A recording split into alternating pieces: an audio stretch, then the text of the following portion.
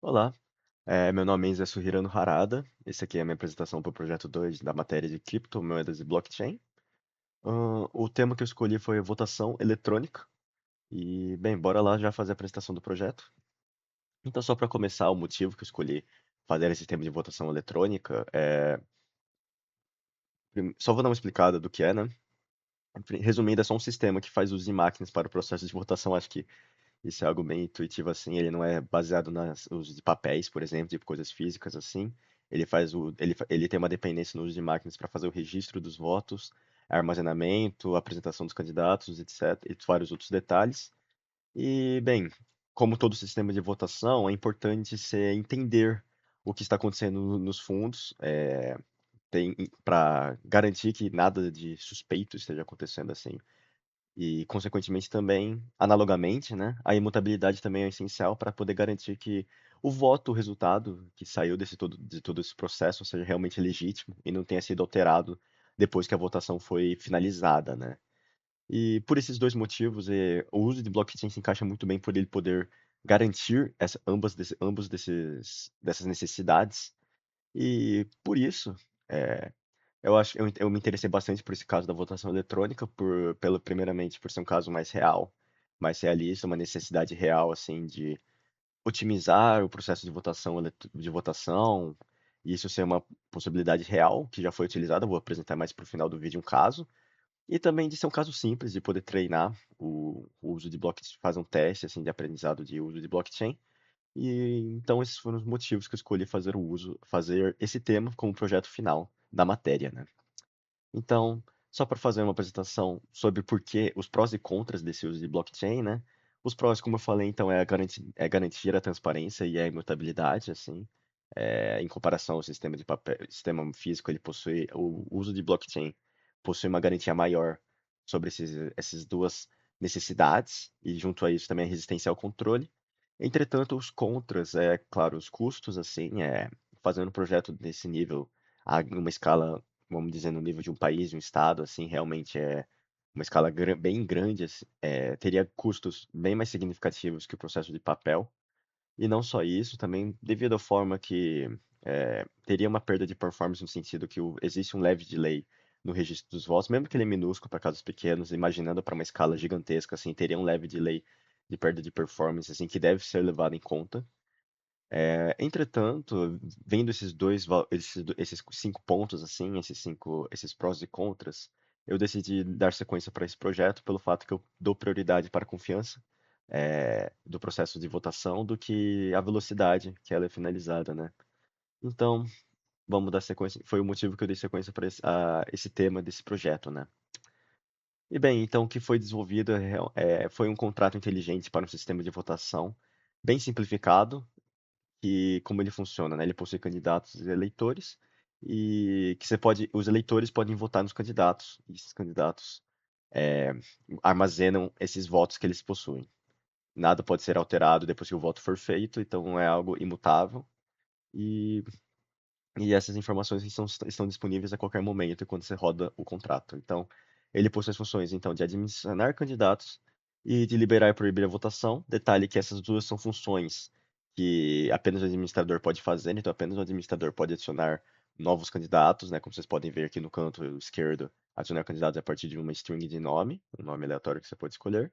E o liberar e proibir votação é pela função de controlar votação, que resumindo faz a votação estar aberta ou não. Ou seja, se a votação estiver aberta, os eleitores podem votar no candidato escolhido, que eles quiserem. Caso contrário, o administrador, vamos dizer que fechou agora a votação, o eleitor não pode votar, nenhum voto mais será levado em conta.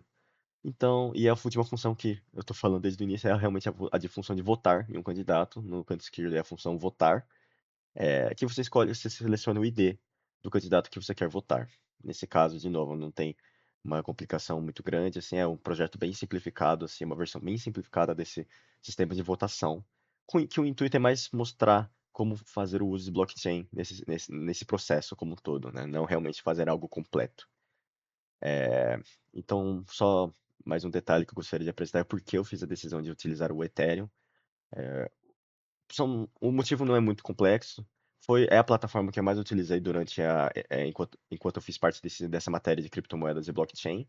por isso tenho mais conhecimento, tenho mais contato, mais costume, né? E não só isso, também ele é o mais simples de utilizar. Eu sinto que o desenvolvimento desde o início foi um processo muito simples de fazer funcionar. É um desenvolvimento 100% no navegador, então não precisa fazer nenhum setup para fazer o projeto funcionar.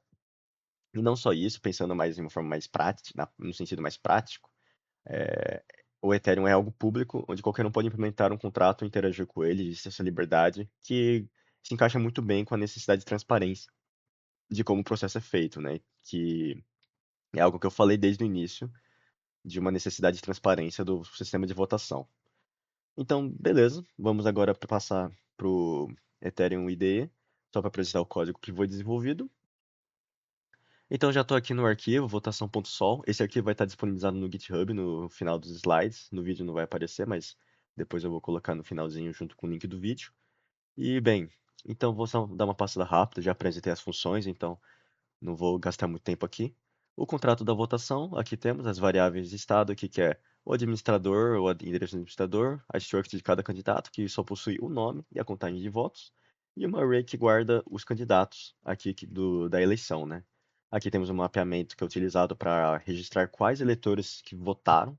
Então, se você depois vai ter uma funçãozinha aqui, o que ele faz? Ele marca se o eleitor executou a função de votar, ele vai estar setado como true, nesse caso, e ele não vai poder votar novamente, né? Para representar a imutabilidade desse processo de votação, desse sistema de votação. Essa variável aqui é para verificar, informar se a votação está aberta ou não, ou seja, os votos estão liberados ou não. Essa aqui agora são a seção de modificadores. Resumindo, esse aqui verifica se o usuário atual, ou a conta atual é um administrador. Caso contrário, ele retorna essa mensagem aqui. E mesma coisa aqui é se ele verifica se a votação está aberta, de acordo com essa variável, né? E caso contrário, a votação não está aberta. É a mensagem que é retornada. Então, nós temos as nossas funções aqui, o construtor para setar o administrador inicial do projeto. É, E temos aqui as nossas funções principais, que é o adicionar o candidato, ele recebe o nome. Apenas o administrador pode fazer ela, né? Então, como essa função funciona? Ela verifica se a votação está aberta. Caso ela esteja, nenhum candidato adicional pode ser inserido. Então, é o que essa mensagem está falando, porque não faz sentido, né? A votação já ter iniciado e candidatos ainda estarem entrando. E caso ele não esteja, caso a votação esteja fechada, o candidato é adicionado. Depois temos uma função de controlar a votação.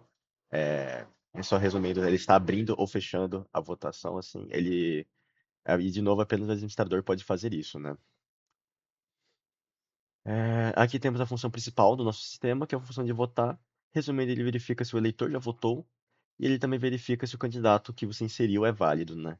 Eu já vou mostrar como funciona essa função, mas resumindo, o voto você coloca o ID do candidato que você quer votar.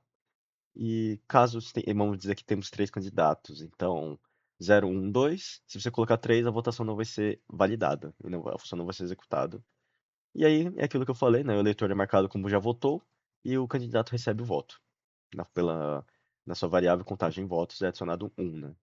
Esse aqui é só uma função auxiliar que eu criei, só para poder ter uma ideia da quantidade total de candidatos. Então vamos compilar aqui esse projeto. Como vocês podem ver pela bolinha verde, agora o Solidity falou que está tudo certo aqui. O compilador do Solidity falou que rodou tudo certo.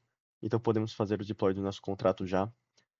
A conta inicial eu vou deixar como essa, 0x5b3. Então, na hora de fazer o deploy, então ela que vai ser o administrador nesse caso. Como vocês podem ver, o contrato foi executado corretamente. Eu vou aumentar um pouquinho mais aqui. O contrato funcionou, ele foi executado. E podemos ver isso aqui por aqui, né? Então, legal. Vamos só começar a fazer então os registros nos candidatos e executar a votação, né? Vamos colocar então pelo meu nome, Enzo. Aqui, o candidato foi registrado aqui, como vocês podem ver. Aqui, pelo nome Enzo. Colocar um nome Caio e colocar, sei lá, Amanda, por exemplo. Temos três candidatos no total. A votação no momento está fechada, né? Se eu quisesse tentar votar agora, por exemplo, o candidato zero, mesmo sendo administrador, para função não funcionar, pelo fato que, como vocês podem ver, que a votação não está aberta. Então, legal. Então, o que eu vou fazer agora, estando como administrador, eu vou setar a votação como oficialmente aberta. Ok. E ok. A função deu tudo certinho aqui, ele conseguiu retornar. Agora a votação está oficialmente aberta. Então vamos trocar de usuário. Agora não estou mais como administrador, vou ficar como um usuário aleatório. Pegar esse aqui, por exemplo.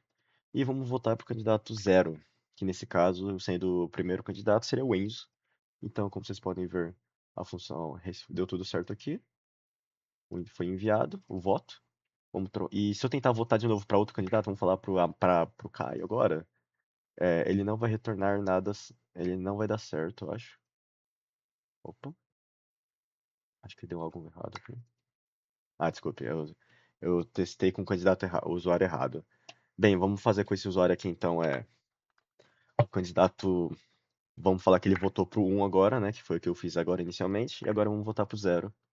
E como vocês podem ver, o contrato retorna aqui que você já votou, ou seja, seu voto não foi registrado, seu voto foi registrado pro um. Vou ter que trocar agora para outra pessoa aqui. Esse usuário, essa conta aqui. E vamos voltar para o zero agora, que seria para o Enzo. Então, o voto foi registrado. De novo, vamos testar voltar para Amanda. Como vocês podem ver, o voto não foi registrado, né? Então, o que eu vou fazer agora que eu fiz alguns votos simples assim, vou voltar para a conta de administrador e setar a votação como falso. E perfeito. A votação foi finalizada aqui. Se eu quiser votar para alguém, o voto não vai ser executado pelo fato da votação não estar aberta. E agora vamos dar uma olhada para votar a quantidade de votos para cada candidato, né? Aqui temos a função aqui, então vamos só setar aqui o zero. O candidato Enzo possui um voto. O candidato Caio possui um voto. E o candidato Amanda possui zero votos. Então, beleza, deu tudo certo aqui. Ele realmente fez o que a gente queria de fazer o voto acontecer, armazenar os candidatos, armazenar os resultados. Então, esse aqui é o meu projeto bem simples, assim, de sistema de votação. Então, vou voltar agora para a apresentação. Como eu falei anteriormente, existem um caso interessante que eu gostaria de falar de soluções reais, eu vou começar por esse, que é o Volts, que ele é um sistema de blockchain, um sistema de votação que faz uso de uma blockchain, nesse caso uma blockchain privada, né? Ele foi utilizado na eleição presidencial do México de 2024, então é muito interessante que esse tipo de projeto realmente tem aplicações reais que já foram feitas. E nesse caso ele fazia uso de biometria para fazer a validação da votação, né? Nesse caso ele fazia um escaneamento da face do usuário, do eleitor, para poder fazer a validação do voto dele. E agora aqui temos outros dois casos, assim, que é um pouquinho mais simples, assim, que primeiro é o Polis, que foi criado pela empresa de segurança Kaspersky, que ele possui um sistema de votos criptografados, anônimos e imutáveis. Ele não possui um caso de uma eleição presidencial ou uma eleição muito grande, entretanto, ele é um projeto que está em desenvolvimento real. E temos por último aqui o Follow My Vote, que é diferente dos outros, eu achei muito interessante de mencionar que ele é completamente open source, então você pode existe uma transparência muito grande em comparado aos outros sistemas de votação. E não só isso, ele também possui uma verificabilidade de ponta a ponta. Então, essas são as três soluções que eu encontrei que fazem uso da blockchain em sistemas de votos. E eu acho interessante de apresentar para realmente mostrar que isso não é uma solução apenas de ideia, realmente é algo que foi implementado e já foi até utilizado para casos grandes. Então, muito interessante. E bem, essa aqui eu vou finalizar aqui a minha apresentação, só fazer uma conclusão básica, assim. É, então, depois desenvolvimento desse projeto, realmente consegui entender um pouco melhor de como fazer o uso de blockchain para um sistema real, um projeto real. E sinto que eu consegui me desenvolver bastante, aprender bastante. E acho que eu vou ficar mais de olho assim sobre esses casos reais, principalmente o Volt, por exemplo, para entender melhor no futuro sobre como o blockchain pode aprimorar esses sistemas que exigem tanta confiabilidade que fazem parte da nossa vida, né? É, esse aqui é o meu vídeo, é a minha parte. Esse aqui é meu vídeo, finalizando a apresentação. Muito obrigado.